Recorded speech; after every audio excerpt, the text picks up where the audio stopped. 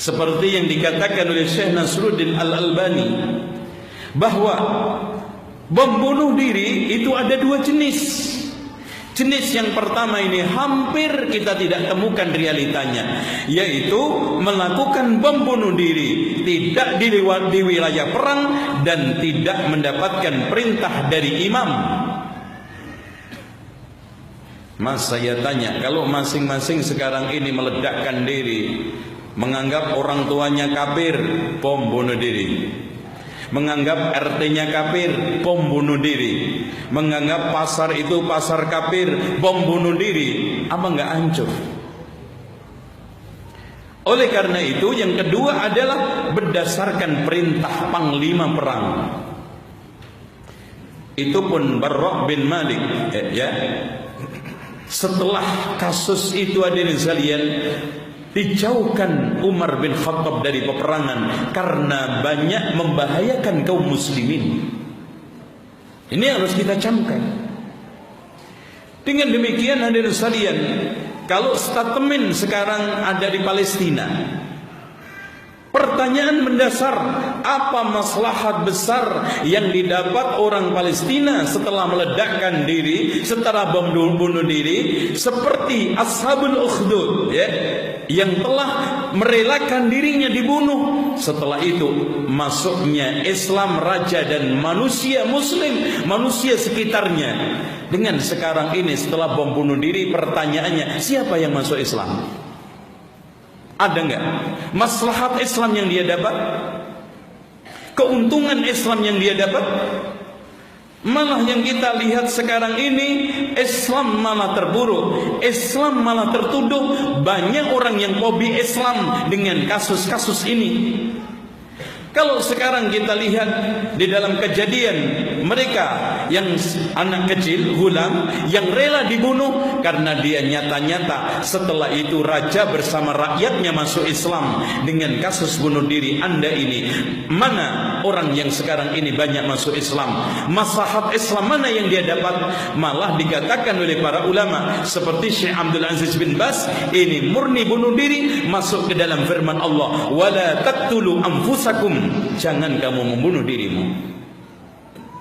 Dan juga dikatakan oleh Rasulullah, man qatala nafsahu bihadidatin fahadidatuhu fi yadihi yaj'uhu fi batnihi khalidan mukhalladan finnar. Barang siapa yang membunuh dirinya dengan besi, nanti besinya diletakkan Allah di tangannya, ditusuk-tusukkan ke perutnya, kekal di neraka ila di yaumil qiyamah.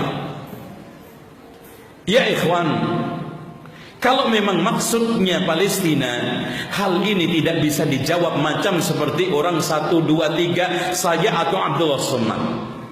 Ya, tidak bisa.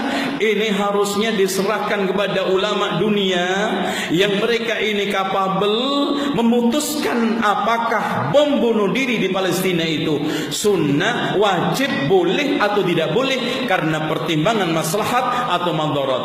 Tapi kalau di luar wilayah itu, jelas seperti di Indonesia yang dia mengatakan di situ, seandainya sekarang PKI muncul, kemudian saya bunuh semua, saya sekarang melakukan bunuh diri, itu adalah istisyhad, berarti dia secara implisit membolehkan bom bunuh diri di Indonesia. Ini awal kerusakan yang akan terjadi kalau sampai sekarang ada pemuda, ada syabab terprovokasi, dia yang bertanggung jawab.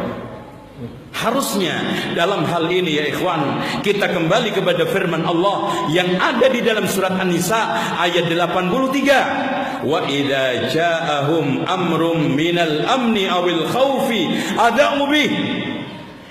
Kalau rata-rata orang awam yang tidak memiliki ilmu yang kapabel menghadapi masalah, baik dalam keadaan perang atau aman, gaduh isinya. Walau radduhu ila rasul, kalau seandainya mereka kembalikan kepada Rasul ketika masih hidup, wa ila ulil amri minhum, atau ulama setelah wafatnya Rasulullah, la'alimahu alladhina yastanbidunahu minhum, mereka akan mendapatkan hasil istimbat ijtihad yang didapatkan ulama Rabbani tersebut.